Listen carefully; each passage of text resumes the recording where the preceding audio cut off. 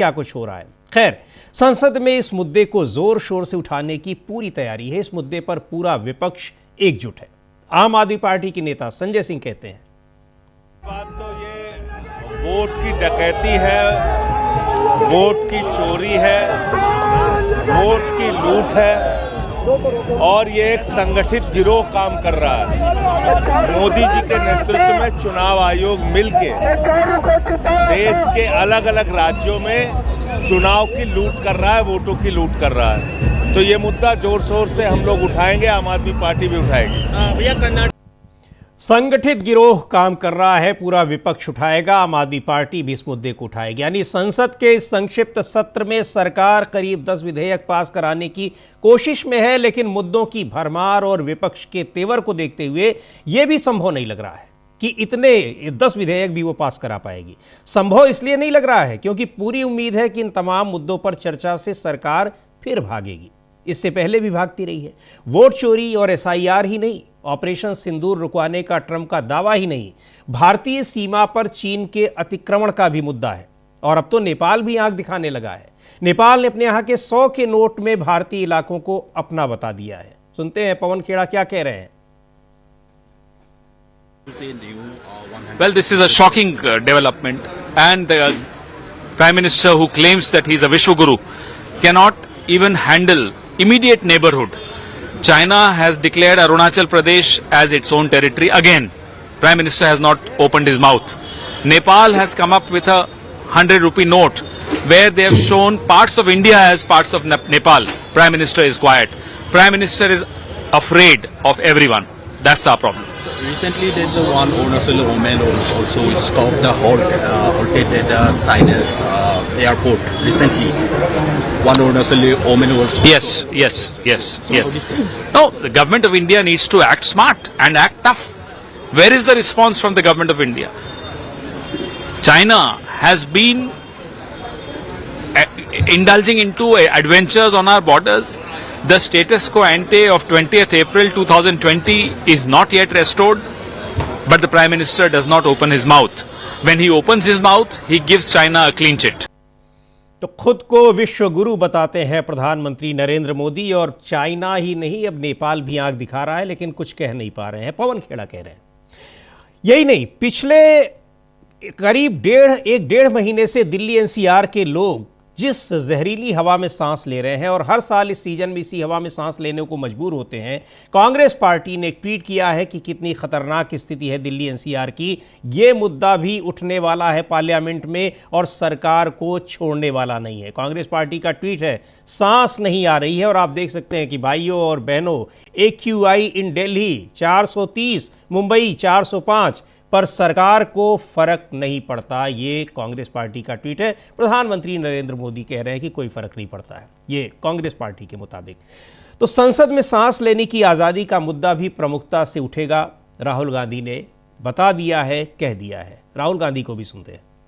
When you're talking political will, consequences of this power affect political will. I mean, if you have whatever 500 to 1,000 commercial units who are polluting Delhi, they have political power, right? And the problem is that the average citizen is not organized at all. Absolutely. So he has no political power. You already have a choice in terms of dealing with air pollution that many people in India don't have. You can go to the doctor, right? So there are many people who I meet who say, my kids, that's it, done. Pollution problem is the tip of the spear. I'm more than happy to help you because I think this is important. I mean, I also breathe the same air and it's terrible. And you know, my niece and nephew grew up in it. You can't escape, right? There's no way. I mean, you can be Mr. Adani. Well, Mr. Adani can probably sit in his house and do his little air purifier stuff. But you can be pretty much anybody and you're going to breathe the air eventually. So in a sense that everybody is affected by it. The poorest person who's living in Delhi and the richest person who's living in Delhi is affected by it. You know, the health costs for the poorest is much higher. Absolutely. There's a serious equity issue. Absolutely. A rich guy can go get a lung transplant done, but for my domestic help, she's one time still using wood because she's like, gas itna mehenga, I can't cook 2 times on a clean fuel. So even a clean fuel is not available to the majority of Indians. I will also request you that in the next couple of days, if we can, introduce some questions and Yeah, we could that we can consider asking the MPs to There please. can be a debate on air pollution MLS which is, too. in the MPs too. parliament, because we never see it happening. Yeah, I know it will be the first time. It's never happened. So that is Okay, so itself a then, big so thing. there would a fair goal be that let us try and organize a debate on air pollution in Parliament? Would that be a fair Yes, goal? absolutely, absolutely. Sir, it's a fight for the lives of the children, and not just children, but every citizen Also living in senior this country. Also elderlies, because the health is getting devastated at this point of time. If you are seriously thinking about organizing people around it, Yes, then tell me how you're thinking about it. How you're So we thinking of just, scaling.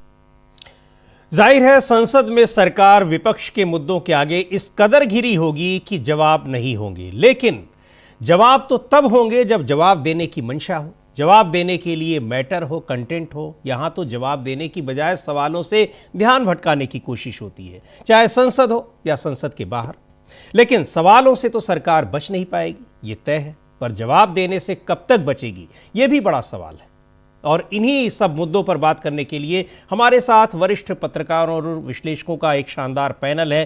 पहले उनसे परिचय कराते हैं, उसके बाद इस चर्चा को आगे बढ़ाते हैं। हमारे साथ मौजूद हैं राकेश पाठक जी हैं, डॉक्टर राकेश पाठक जी, बहुत बहुत स्वागत है राकेश जी आपका। प्रशांत टंडन जी हैं और सुनील शुक्ला जी हैं, वरिष्ठ पत्रकार। अमलेंदु उपाध्याय जी हैं। आप सभी का कार्यक्रम में स्वागत है, और स्वागत है उन तमाम दर्शकों का भी जो हमारे इस कार्यक्रम में जुड़े हुए हैं और जो जुड़ने वाले हैं।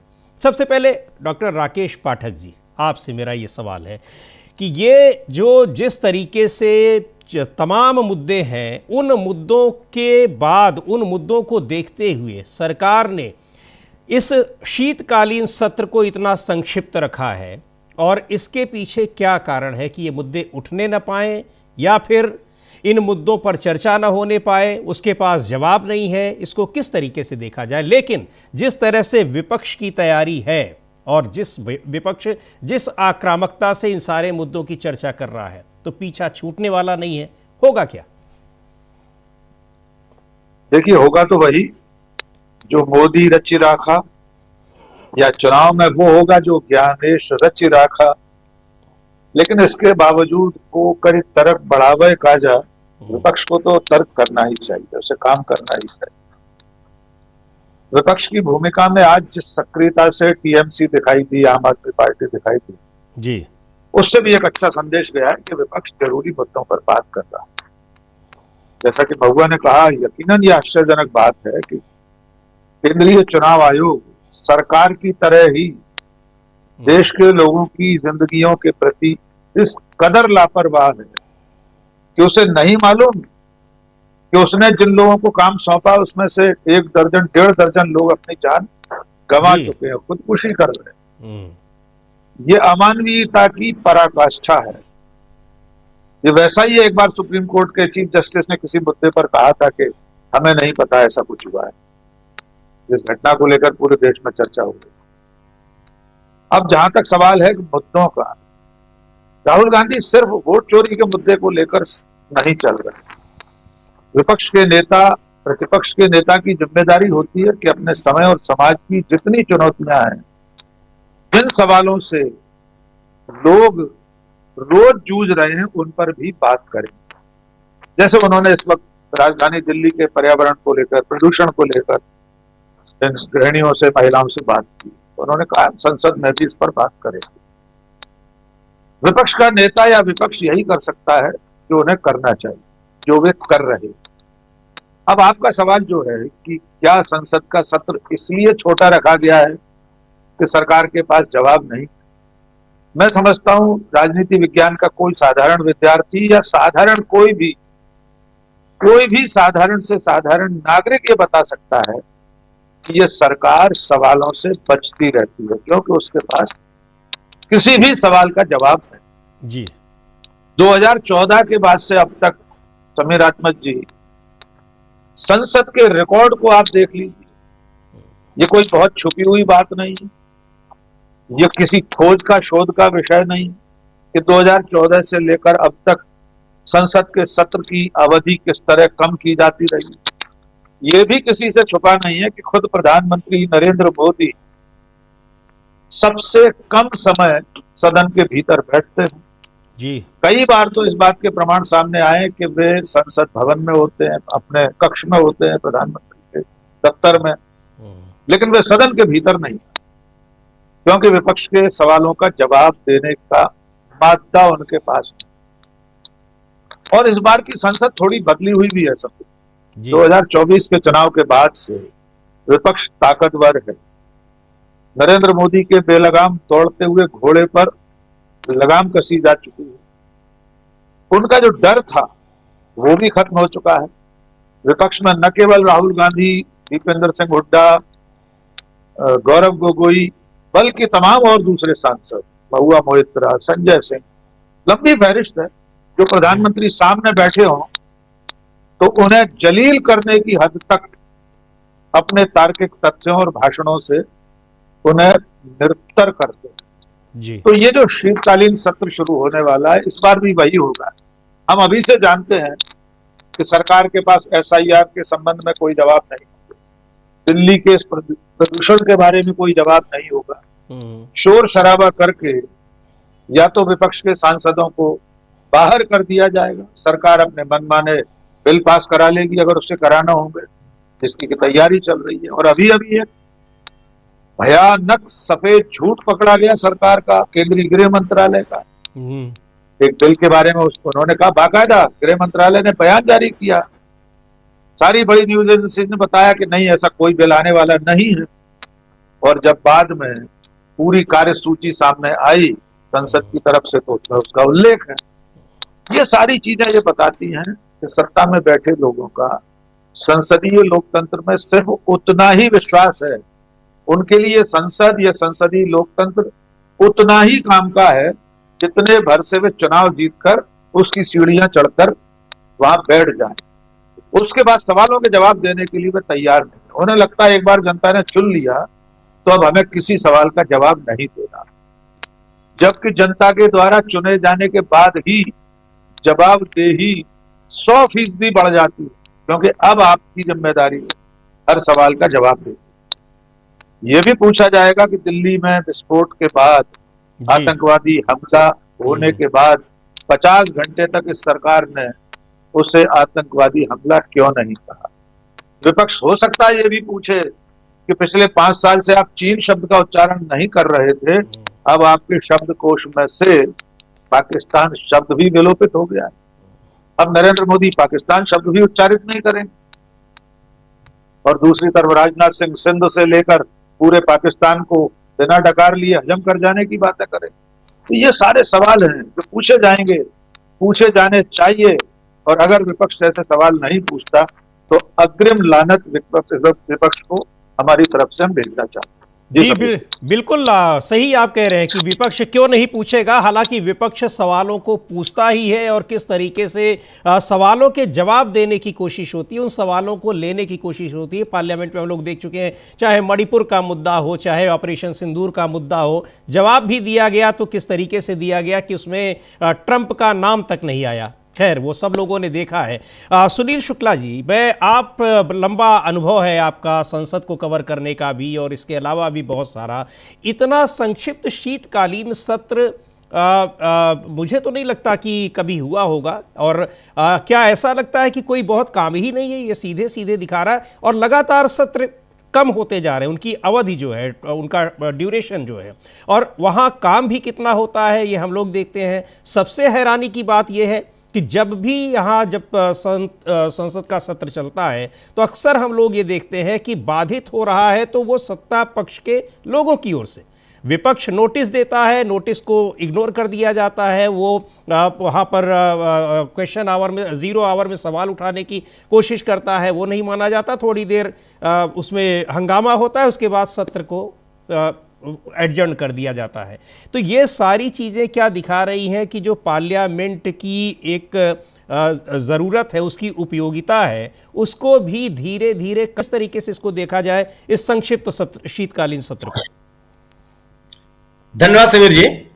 ये जो मानसून विंटर सेशन जो शुरू होने जा रहा है 1 दिसंबर से, मेरी स्मृतियों में सबसे छोटा है जी। आमतौर पे ये मुझे जहां तक याद है नवंबर के तीसरे सप्ताह से शुरू होता था सेशन, और दिसंबर के दूसरे तीसरे सप्ताह तक चलता रहा, और लगभग 25 दिन 30 दिन 1 महीना के आसपास। और सदन का सत्र केवल बिल पास कराने के लिए थोड़े होता है जी। सवाल यह है कि एक देश की सबसे बड़ी पंचायत है, इसका प्रावधान किया गया है कि निश्चित अंतराल के बाद इसके बैठकें होनी चाहिए, उसके सदस्य बैठ करके, सरकार और विपक्ष बैठ करके विभिन्न मसलों पर चर्चा करें जो एकदम लोगों के जीवन के साथ जुड़े हुए हैं। लेकिन लगातार बैठकें हो रही हैं, अरे लगातार स्थगन होता है और इसका जिम्मा छोड़ दिया जाता है कि विपक्ष चलने नहीं दे रहा है। अरे सदन को चलाने की जिम्मेदारी सरकार की होती है, सरकार से सवाल पूछने की जिम्मेदारी विपक्ष की होती है। विपक्ष तो अपना सवाल उठाएगा ही उठाएगा, और इस तरह का नैरेटिव बनाना कि विपक्ष के हंगामा के कारण, विपक्ष के शोर शराबे के कारण सदन की कार्रवाई नहीं चल पा रही है, ये तो बेईमानी है। सदन में अगर क्या कोई प्राइमरी स्कूल कक्षा में बैठने के लिए थोड़े गए हैं लोग जी, अपनी बात कहेंगे, जोरदारी से बात कहेंगे, जो उनकी जनता उनसे चाहती है वो बात उठाएंगे।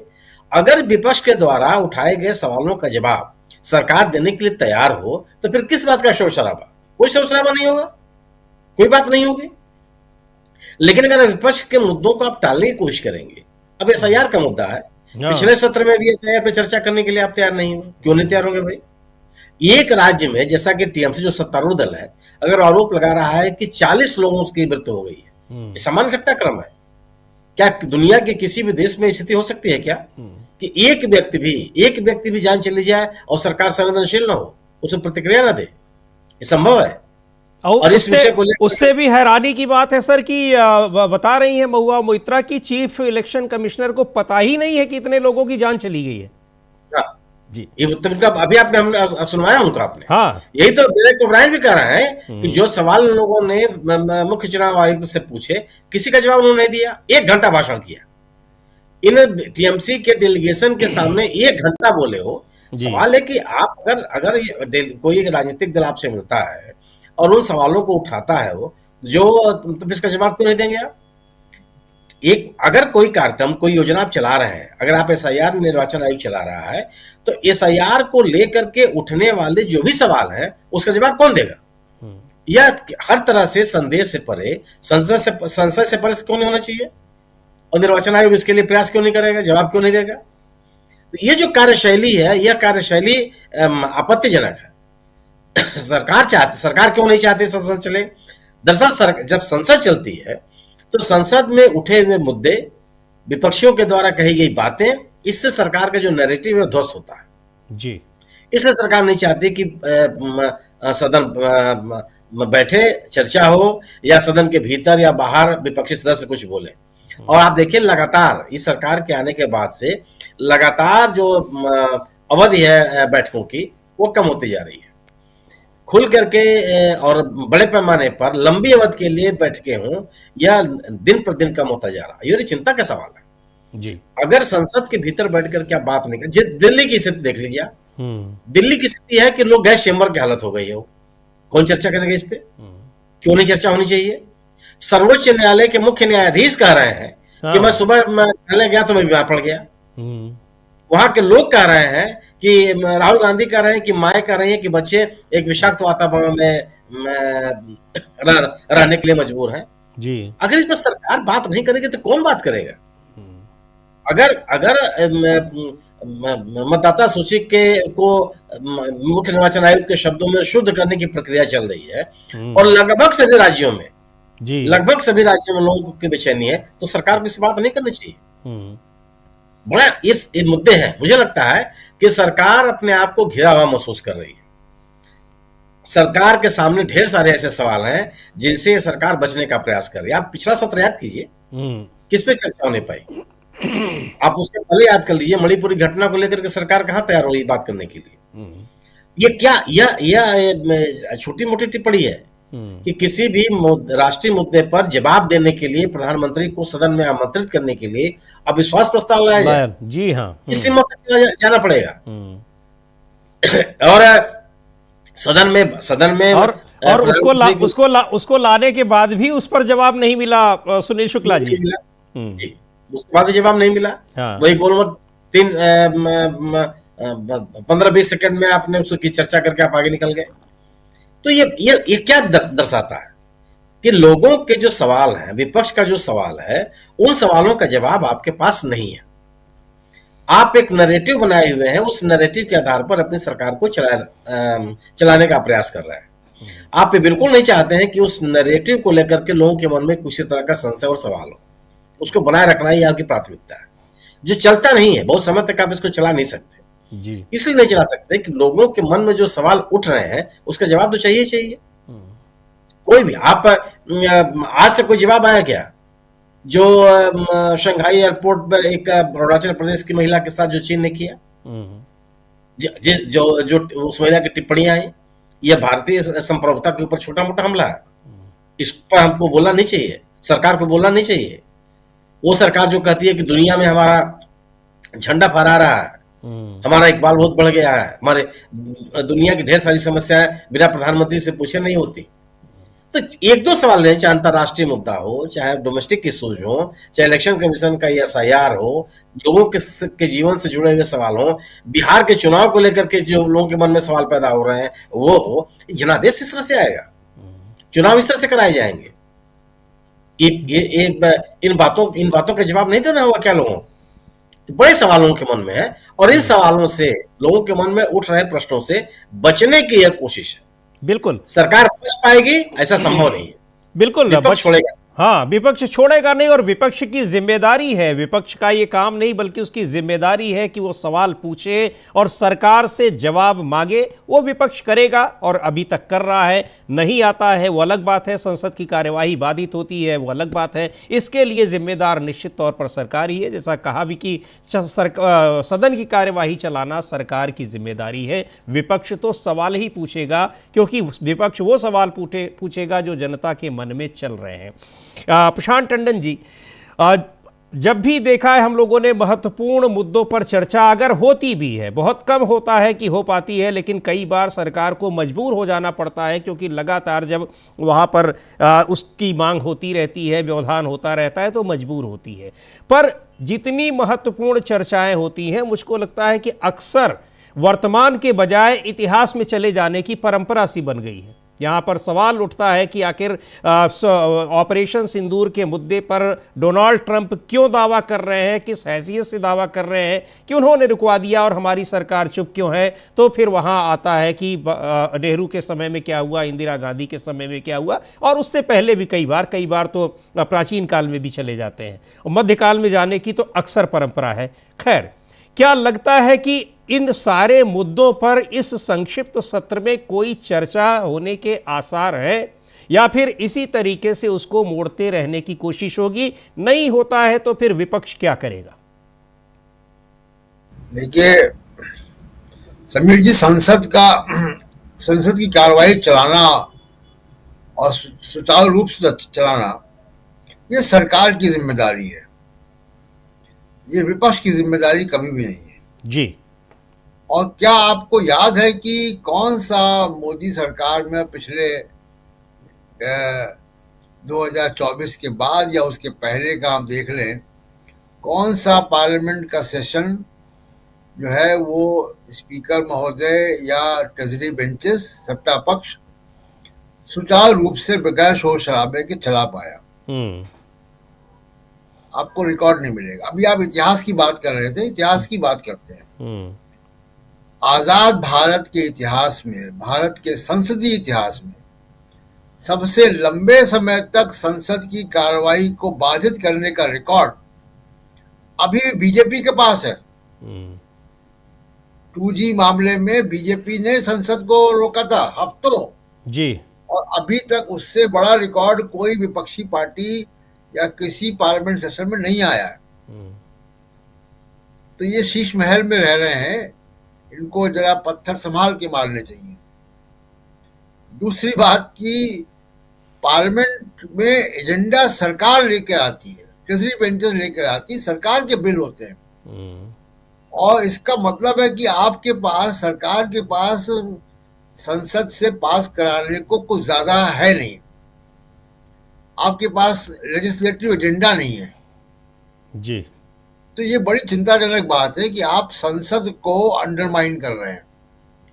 चुनाव जिस तरीके से आप कराते हैं हम देख रहे हैं, किस तरीके से मतदाता सूचियां आप बनवाते हैं ये भी हम देख रहे हैं, कैसे BLOs की जान जा रही है, वो आत्महत्या कर रहे हैं ये भी हम देख रहे हैं, और आप संसद को भी आप अंडरमाइन कर रहे हैं। तो इससे लगता है कि लोकतांत्रिक व्यवस्था में कोई आस्था ही नहीं है, संवैधानिक लोकतंत्र में कोई आस्था नहीं है। और संवैधानिक लोकतंत्र में अगर आस्था होती तो इतना क्रूर, इतना खून से सड़ा हुआ मतदाता सूची का खेल नहीं होता जी। यहाँ तमाम BLOs की जान जा रही है। कुछ ले रहे हैं, कुछ की मौतें हो रही हैं, और मौतों का कारण उनके ऊपर जो दबाव है, जो तनाव है, वो है जो मीडिया में खबरें आती हैं। एक बात दिल्ली के प्रदूषण पे करते हैं, फिर SIR पे भी बात रखेंगे जो हो रहा है। देखिए, हम लोग दिल्ली में रह रहे हैं और दिल्ली NCR में लगभग 3.5 करोड़ लोग रहते हैं, और पोल्यूशन जो है वो नाका नहीं जानता है। यहाँ से दिल्ली खत्म हो गई, यहाँ से हरियाणा शुरू हो गया। प्रदूषण तो वातावरण है, वातावरण का कोई सीमा रेखा नहीं होती है, वो दिल्ली के आसपास के तमाम इलाकों को कवर करता है। तो उत्तर प्रदेश बीजेपी का, हरियाणा बीजेपी का, जो दिल्ली के सटे हुए राज्य हैं, और दिल्ली, तीनों जगह बीजेपी की सरकार है। मोदी जी डबल इंजन कहते हैं, ट्रिपल इंजन सरकार है, और चौथा इंजन दिल्ली है, केंद्र सरकार। इसके बावजूद 3.5 करोड़ लोग के ऊपर मौत का, मैं कहूंगा, खतरा बन रहा है। आप ये सोच के देखिए, 500 AQI ऑन एवरेज रहता है, मैं सुबह चेक करता हूं जी। 500 AQI का मतलब क्या होता है? कम से कम 30 सिगरेट, 30 सिगरेट के बराबर का नुकसान। यानी दिल्ली और NCR में रहने वाला हर व्यक्ति, वो सिगरेट पीता हो या ना पीता हो, वो 30 सिगरेट पी रहा है। सोचिए उसके फेफड़ों का क्या होगा, सोचिए उसकी सेहत का क्या होगा। और इसी दिल्ली में हमने देखा कि पहली बार नागरिकों में जागरूकता आई, इंडिया गेट पर प्रदर्शन हुआ, नागरिकों का हुआ, उनको भी पुलिस की प्रताड़ना झेलनी पड़ गई। और अभी तक जब हम बात कर रहे हैं तो प्रदूषण से निपटने की कोई टास्क फोर्स, कोई कार्रवाई, कोई ब्लूप्रिंट, कोई कमेटी, कोई टेक्निकल कमेटी, कुछ नहीं है। सब राम भरोसे है कि हवा चल जाएगी तो दिल्ली का प्रदूषण ठीक हो जाएगा। जबकि सुप्रीम कोर्ट भी चिंतित है। सुप्रीम कोर्ट भी कह रहा है कि कुछ करिए, हर साल दिवाली से लेके और दिसंबर जनवरी तक चिल्लाने से कुछ नहीं होगा इसको लेकर। बिल्कुल। और आप देखिए ना कि आप प्राकृतिक कारणों पे जो है भरोसा किए बैठे हैं, लेकिन आप प्रदूषण को नहीं हैंडल कर पा रहे हैं, कोई मंशा भी नहीं है। और किसानों की पराली जलना कब से बंद हो चुकी है। अब प्रदूषण पराली की वजह से नहीं है जो बदनाम करते हैं, और पराली का भी कंट्रीब्यूशन इतना नहीं जितना कि दिल्ली में ट्रांसपोर्ट का है, व्हीकल के का है, कंस्ट्रक्शन वर्क का है। उसको टैकल करने का कोई ब्लूप्रिंट सरकार के पास नहीं। इसका मतलब है कि सरकार को परवाह नहीं है। और ये नागरिकों को भी सोचना है कि ये कैसी सरकार है जिसको आपने चुन के भेजा है और उसको आपके जीवन की परवाह नहीं है। मैं औरों का तो नहीं, मैं अपना बता देता हूँ समीर जी, कि मैं कुछ दिन पहले बिहार में था। वहां तमाम शहरों का AQI लेवल 70-80 के आसपास होता था जी। मेरा रेस्टिंग हार्ट जो है वो सामान्य था। जब से वहां से दिल्ली में आया हूं, कम से कम 7-8 बीट्स पर मिनट बढ़ चुका है। यानी मेरे ब्लड प्रेशर को मेंटेन करने के लिए ज्यादा बार हार्ट पंप कर रहा है, ये प्रदूषण की वजह से हो रहा है। जी।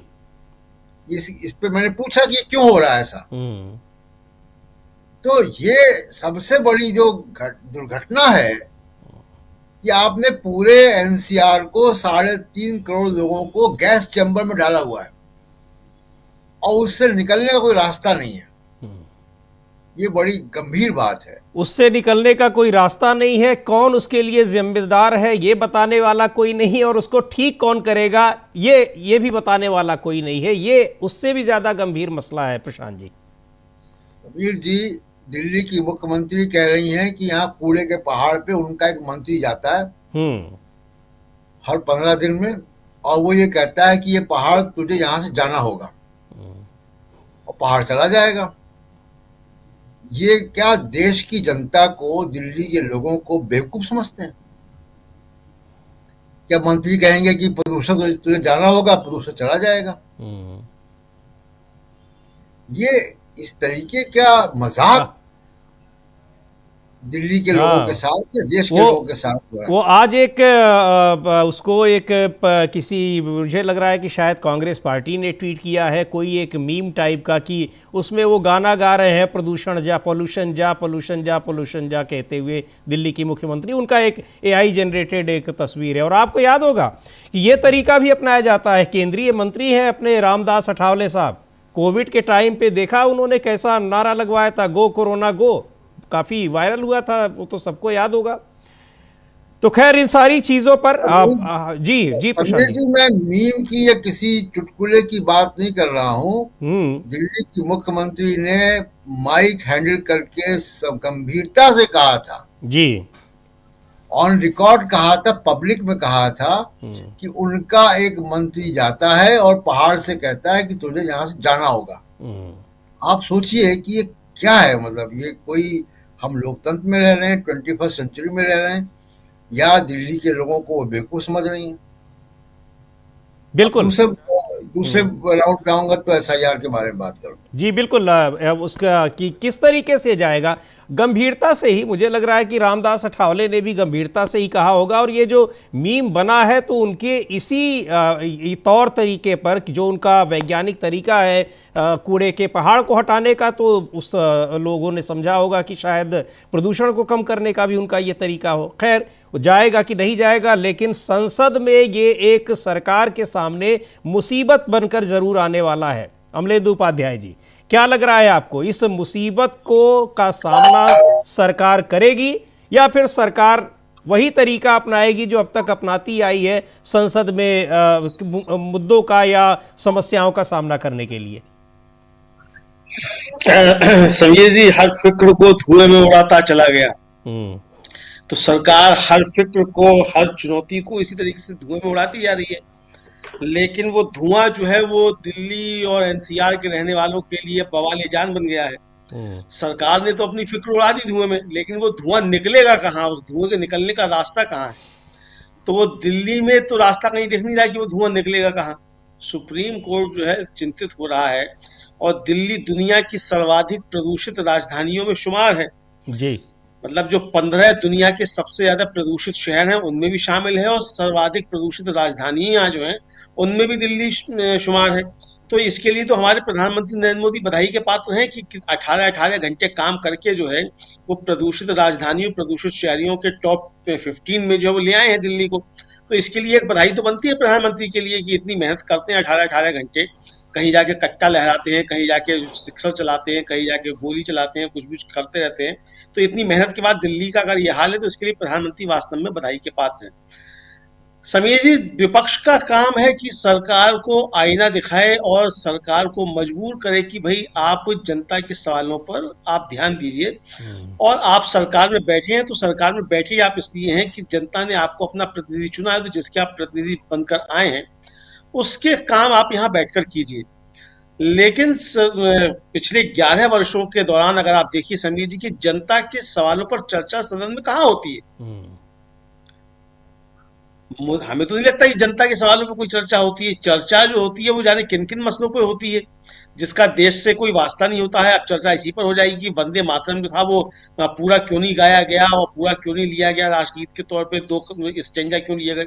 अरे भाई पूरा ले लिया जाता तो ये प्रदूषण खत्म हो जाता क्या? तो मोदी जी ले ले, पूरा प्रदूषण खत्म कर दें।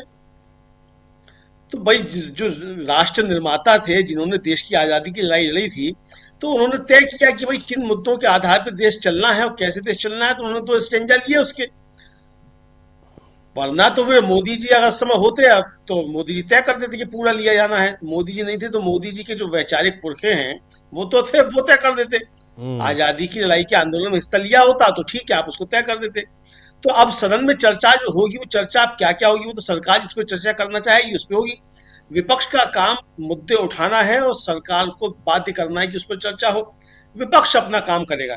मुझको लगता ही है कि जैसा पिछला सत्र पूरा गया था वैसा ही ये सत्र भी जाएगा, क्योंकि मसले जो हैं इस सत्र में और ज्यादा भयंकर हैं। पिछले सत्र में तो बिहार के SIR को लेकर काफी ज्यादा बवाल हुआ था, और उस समय भी ये था कि भाई चुनाव हुआ नहीं था उस समय, तो उस समय तो ये था कि भाई एक आशंकाएं थी कि गड़बड़ियां होंगी। अब तो बिहार का चुनाव हो चुका, जो आशंकाएं थी गड़बड़ियों की वो सामने भी आ चुकी कि गड़बड़ियां हुई हैं, ये विपक्ष के आरोप हैं। अब विपक्ष के पास सबूत है। तो अब बिरला साहब तो कह देंगे कि भाई क्या वोटर लिस्ट सरकार बनाती है, जैसे पिछली बार कह दिया था। तो वोटर लिस्ट सरकार तो नहीं बनाती है, तो बात सही है। लेकिन सदन जो है वो तो कानून बनाता है ना कि वोटर लिस्ट कैसे बनेगी कैसे नहीं बनेगी जी। और चुनाव आयोग जो है वो उसी कानून का उल्लंघन कर रहा है, संसद की शक्तियों का अपहरण कर रहा है। तो इस पर सदन में चर्चा क्यों नहीं होगी कि एक संवैधानिक संस्था जो है वो अगर संसद की शक्तियों का अपहरण कर रही है और कानून के दायरे से बाहर जाकर काम कर रही है, तो सदन में उस पर चर्चा क्यों नहीं होगी? तो ये मुद्दा भी समीर जी बिल्कुल उठेगा, और इस पर जाहिर सी बात है कि सरकार अपना बचाव करेगी और बिरला साहब वही तर्क देंगे क्या वोटर लिस्ट सरकार बनाती है। तो ये आएंगे। लेकिन जो विपक्ष अपना काम करेगा वो ठीक है, उसका भी अपना प्लान तैयार है और कई सारी समस्याएं हैं। ट्रंप का मसला है ही, नेपाल का जो नक्शा आ गया वो मसला है ही, चीन जिस तरीके से आंखें गुर्रा रहा है और वहां हमारे एक यात्री को जो है, मतलब एक नागरिक को चीन पे उतारा गया, उतार कर उसको बंधक बनाया गया 18 घंटे तक, और फिर कहा गया कि तुम यहाँ का पासपोर्ट लो, ये तुम्हारा पासपोर्ट नहीं है, अरुणाचल जो है वो भारत का हिस्सा है। इस पर भी होगा कि मोदी जी लाल आंख दिखाइए चीन को, इस पर भी निश्चित तौर पर बातचीत होगी। ट्रंप 62 बार कह चुके कि उन्होंने रुकवाया, सीज फायर कराया, इस पर भी बातचीत होगी। तो मुद्दे समीर जी बहुत सारे मुद्दे हैं, और अब देखना है कि सरकार सदन में क्या क्या बिल लेकर आती है, उन बिल जो बिल आएंगे उन पर कितनी बहस हो पाती है। तो बहुत सारे मुद्दे हैं, तो सरकार घिरी हुई तो निश्चित तौर पर नजर आती है, और सरकार अपना बचाव का रास्ता भी ढूंढेगी। मोदी जी बाहर आकर भाषण देंगे, सदन से गायब हो जाएंगे, जैसा पहले होता रहा है ऐसा भी होगा। तो यानी परंपरा जो मोदी जी ने अपनी डाली है, मोदी जी उस परंपरा से हटते हुए नजर आएंगे ऐसा दिखाई नहीं पड़ता है। तो सदन के बाहर जब कार्रवाई शुरू होगी तो मोदी जी आके आधा घंटा भाषण देंगे और फिर बताएंगे कि कांग्रेस जो है वो डूबने वाली है, उसमें विभाजन होने वाला है। ये सारी बातें वहां से भी बताई जाएंगी, लेकिन सदन से मोदी जी गायब रहेंगे, चूंकि सवालों के जवाब सदन में देने पड़ सकते हैं। जी बिल्कुल बिल्कुल अमलेंदु जी, वही बात है कि यहाँ चर्चा वर्तमान पर होगी, लेकिन सवाल वर्तमान पर होंगे, और जवाब के लिए पास्ट में जाएंगे, यानी जो भूत में जाएंगे, पहले क्या हुआ 50 साल पहले, 100 साल पहले। खैर, डॉक्टर राकेश पाठक जी, ये पूरा का पूरा विपक्ष इन मुद्दों पर एकजुट होकर सरकार के सामने, एक अल्पमत की सरकार के सामने अपने मुद्दे उठा रहा है। इस अल्पमत की सरकार के पास इतनी ताकत, इतना कॉन्फिडेंस कहां से आता है कि वो इतने जरूरी और महत्वपूर्ण मुद्दों को इग्नोर कर दे? पहले मैं थोड़ा सा प्रशांत जी की बात पर आपत्ति दर्ज करा दूं। जी। प्रशांत जी ने पता नहीं क्यों अविश्वास किया कि दिल्ली के मंत्री जी के आह्वान करने पर पहाड़ वहां से नहीं जा सकता। प्रशांत जी, हमारे देश के प्रधानमंत्री जब बादलों की ओट से रडार को धोखा दे सकते हैं, इसका मशवरा वायुसेना के अधिकारियों को दे सकते हैं, जब वे विश्व विज्ञान कांग्रेस में प्लास्टिक सर्जरी इतनी उन्नत होने का दावा कर सकते हैं हजारों साल पहले कि गणेश जी के सिर पर हाथी का सिर लगा दिया गया था, तो ऐसे में एक पहाड़, वो भी मामूली कूड़े का पहाड़, भारतीय जनता पार्टी के मंत्री के आह्वान पर या उसके आदेश पर सरकते सरकते हिंद महासागर में जाकर क्यों नहीं गिर सकता? या हो सकता है वो ज्यादा जोर से सरका दिया जाए तो वो खैबर दर्रा पार करके कहीं अफगानिस्तान में पहुंच जाएगा। तो कृपया हमारे भारतीय जनता पार्टी के नेताओं की इस अनूठी प्रतिभा पर अविश्वास मत कीजिए। वैसे भी वे सब ज्ञान विज्ञान के घोषित शत्रु हैं। अब समीर जी, जो आपका प्रश्न है, ये विश्वास आता कहां से? इसका सामान्य सा उत्तर तो ये है, ये विश्वास आता है चुनावी जीत से। ये विश्वास आता है येन केन प्रकारेण किसी भी तरह चुनकर विधानसभाओं में या संसद में पहुंच जाने से। ये विश्वास आता है देश की सबसे बड़ी अदालत से लेकर जितनी संवैधानिक संस्थाएं हैं, जितनी स्वायत्त शासी संस्थाएं, उन सब को अपने खूंटे पर बांध लेने से। ये विश्वास आता है उन तमाम सारे मीडिया संस्थाओं का बंध्याकरण करके उन्हें अपना भोंपू बना ले। इसलिए जब ये सारी चीजें उनके घोड़ा में, उनके बाड़े में बंध जाती हैं, चुनाव आयोग उनके खूंटे से बंधा हुआ बछड़ा बन जाता है, तब सत्ता छुट्टा सांड की तरह संसद से लेकर सड़क तक बर्ताव करती है। उसे न जनता के सवालों की कोई फिक्र होती है, न विपक्ष के सवालों। वरना लोकतंत्र तो समीर भाई लोकलाज से चलता है। लोकलाज अगर होती सत्ता में जी, जरा भी शर्म होती तो सदन का सामना करते, उनका जवाब देते। पहलगाम के बाद क्या हुआ था हमने देखा था। हमारे प्रधानमंत्री एक भी सर्वदलीय बैठक में नहीं आए, विशेष सत्र आयोजित नहीं किया गया। जब सत्र आयोजित हुआ भी तो एक तरफा अपना डंका पीट कर चले गए। विपक्ष ने जो सवाल पूछे थे उनके कोई जवाब नहीं मिले। आज भी नोटबंदी से लेकर अब तक देश के सामने इतने सारे सवाल खड़े हैं।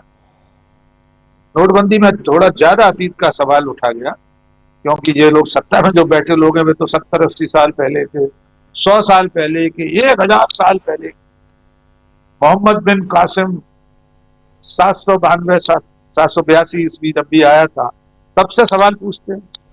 योगी आदित्यनाथ तो तब से बताते हैं कि मोहम्मद बिन कासिम के आने के बाद 30 करोड़ लोग मारे गए थे भारत में, भले दुनिया की आबादी उस वक्त 23 करोड़ थी। तो उनसे ये सवाल तो पूछे ही जा सकते हैं कि पिछले 10 सालों में आपने क्या किया। इन 10 सालों के जवाब में, और चलिए 10 साल भी भूल जाए, सिर्फ पिछले 3 दिन के सवाल पूछ लें। 3 दिन में अंतरराष्ट्रीय मुद्रा कोष ने भारत की मुद्रा को पहले तो घिसटने वाली मुद्रा कहा और अब उसको सी कैटेगरी में डाल दिया है। यानी बेहद दरिद्र मुद्रा की कैटेगरी में हम पहुंच गए। नरेंद्र मोदी कभी नहीं चाहेंगे कि सदन में कोई उनसे ये पूछे कि जब रुपए की कीमत कम होती थी, जब डॉलर सिर उठाता था, तब प्रधानमंत्री और देश की गरिमा रसातल में जाती। तब उन्हें पता था कि रुपए की कीमत कैसे गिरती है, क्योंकि तब वे गुजरात के मुख्यमंत्री। तो अब सदन में इस बात का जवाब कैसे दे पाएंगे कि डॉलर 90 रुपए पर कैसे पहुंच गया है? हमारी मुद्रा की इतनी बेकदरी कैसे हो गई कि आसपास के तमाम छोटे मोटे देश हमसे बेहतर स्थिति में हैं, और दुनिया में बहुत सारे छोटे छोटे देश हैं, उनकी मुद्राएं भी हमसे ऊपर हैं। नरेंद्र मोदी और अमित शाह डंका पीटते थे कि हमारे पासपोर्ट को देखकर विदेशी हवाई अड्डों पर अधिकारी कहते हैं, अच्छा आप नरेंद्र मोदी के देश से आए। सम्मान की नजर से देखा जाता है भारतीय पासपोर्ट। उसकी ताकत बढ़ गई है, नरेंद्र मोदी के खुद के शब्द हैं। उसकी ताकत हमने शंघाई एयरपोर्ट पर देख ली है सभी। 18 घंटे तक एक भारतीय युवती को सिर्फ इसलिए हिरासत में रखा गया क्योंकि उसके पास इंडियन पासपोर्ट था। उसके पासपोर्ट में अरुणाचल प्रदेश लिखा था, जिसे चीन अपना बता रहा है। विदेश मंत्रालय एक फौरी औपचारिक खंडन करने के सिवा लाल लाल आंखें दिखाने वाले नरेंद्र मोदी का इंतजार ये देश कर रहा है। विदेश मंत्रालय के बयान से काम नहीं चलेगा। हम भी देखना चाहते हैं। वो नरेंद्र मोदी ऐसे ऐसे करके बता रहे थे ना, लाल लाल आंखें करके चीन को समझाना चाहिए, इन्वर्टेड कॉमा। यही वाक्य है नरेंद्र मोदी का, समीर सर। जी जी बिल्कुल। वो नरेंद्र मोदी कहाँ है, हम और आप ढूंढ रहे हो। वही तो पवन खेड़ा मुझे भी तो पूछ खबर रहे थी। थे कि अब विश्व गुरु और वो लाल आंखें दिखाने वाले, पूरा विपक्ष बार बार यही पूछता है, बाहर पूछता रहता है तो जवाब नहीं मिलता। इसीलिए लोग सोचते हैं कि हो सकता है कि संसद के भीतर जब पूछेंगे, जहां सवाल पूछने के लिए देश की जनता ने भेजा हुआ है, कम से कम वहां तो जवाब मिलेगा, लेकिन वहां भी जवाब नहीं मिलता है। जी नहीं मिलेगा समीर। हमारे ग्वालियर के एक बहुत ही वरिष्ठ कवि थे प्रकाश दीक्षित जी, उनकी चंद पंक्तियों से अपनी बात खत्म करूंगा। जी। सवाल जो सिर्फ किताबों में नहीं मुट्ठियों में भी है, सवाल जो सिर्फ किताबों में नहीं मुट्ठियों में भी है। स्पार्टाकस के साथियों की तरह सड़कों पर सूलियों से लटके हैं सवाल, सवाल जो सिर्फ किताबों में नहीं मुट्ठियों में भी हैं और चेहरों पर जड़े। तो इस देश के लोगों के चेहरों पर सवाल जड़े हैं, जी। मुट्ठियों में सवाल हैं, जुबान पर सवाल हैं, लेकिन जवाब देने वाले नरेंद्र मोदी नहीं, वे लापता हैं। मिले तो खबर दे, मेरा देश खो गया, मेरा नरेंद्र मोदी खो गया। बिल्कुल, आपकी सवाल तो बहुत है, सवाल है ही, बस जवाब नहीं है। और यहाँ पर कर्तव्य बताए जाते हैं कि संविधान में आपके कर्तव्यों की, मूल कर्तव्यों की बात की गई है, अधिकार की बात नहीं दोहराई जाती है, अधिकार की बात नहीं की जाती है। अधिकार मांगने वाले, अधिकार की बात करने वाले, उनको देशद्रोही, देश विरोधी बताने की कोशिश की जाती है। सुनील शुक्ला जी, अब ये इस पूरे जो SIR को लेकर पूरा का पूरा विपक्ष जिस तरीके से दिखाई पड़ रहा है, और ये सवाल पूछा जा रहा है, संसद में सवाल पूछा जा रहा है, SIR को लेकर किस तरीके से संसद की शक्तियों को ही हड़पने की कोशिश कर रहा है चुनाव आयोग, ये इतना गंभीर मुद्दा है। क्या वो संसद इस मुद्दे पर चर्चा कर पाएगी कि उसकी शक्तियों को एक वो संवैधानिक संस्था हड़पने की कोशिश की है जो उसी के द्वारा बनाई गई है? का जवाब आपको नहीं मिला। सरकार चर्चा करने के लिए तैयार हुई। SIR को लेकर जितने सवाल विपक्ष उठा रहा है, निर्वाचन आयोग के स्थान पर उसका जवाब देने के लिए भारतीय जनता पार्टी चली जाती है। ऐसा किसी भी राजनीतिक दल को, जो आम लोग, जो अपने देश के नागरिकों के मताधिकार को लेकर के चिंतित हो, उसको इसमें SIR का विरोध करना चाहिए। जी। SIR को कैसे स्वीकार किया जा सकता है? कभी नहीं हुआ SIR, इस तरह की कार्रवाई पूरे देश में। आप देश के आम नागरिकों से ही उनके मताधिकार सुनिश्चित करने के लिए अभिलेख मांगने का काम क्यों कर सकते हैं आप? निर्वाचन आयोग तो इसी बात के लिए है कि वो घर घर घूम करके मतदाता सूची तैयार करे। और दूसरी चीज कि आप यह किस तरीके से जनता के हितों के खिलाफ है। जो अभिलेख लोगों के पास है वह स्वीकार नहीं कर रहे हैं। ऐसे अभिलेख आप मांग रहे हैं जो लोगों के पास है नहीं।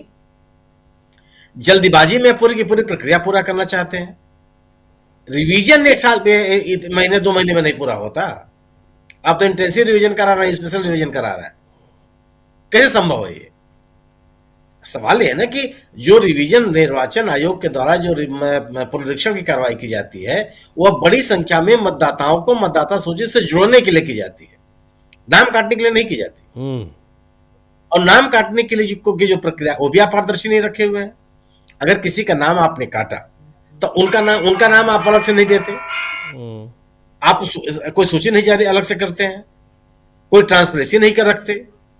ये सवाल है लोगों के मन में।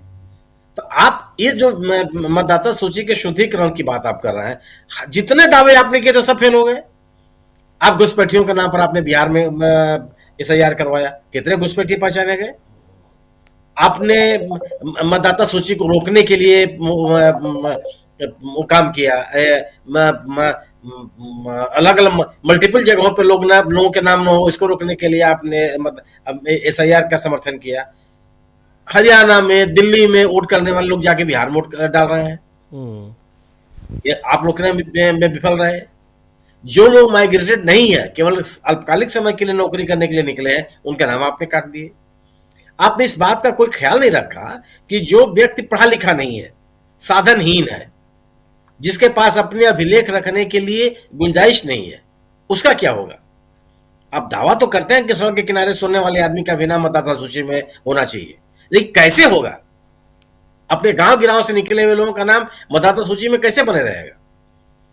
अगर सरकार SIR को लेकर के उठाए जा रहे सवालों पर निर्वाचन आयोग के साथ खड़ी दिखाई पड़ती है, तो आप संसद में बहस की उम्मीद बेमानी है, बिल्कुल नहीं बहस होगी, क्योंकि इस पे होने वाली बहस सरकार के नैरेटिव को कमजोर करेगा।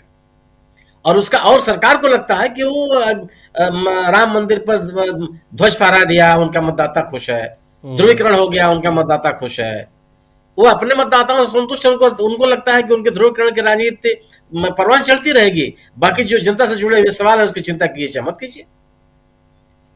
ये इन चीजों का जो विपक्ष काम कर रहा है लोगों के बीच में जाने का एकमात्र विकल्प यही है। आप सरकार से बहुत कुछ उम्मीद नहीं कर सकते। जी, इसका मतलब कि उनको ये पता है कि उनके मतदाता को इन सारी चीज़ों से कोई मतलब नहीं है।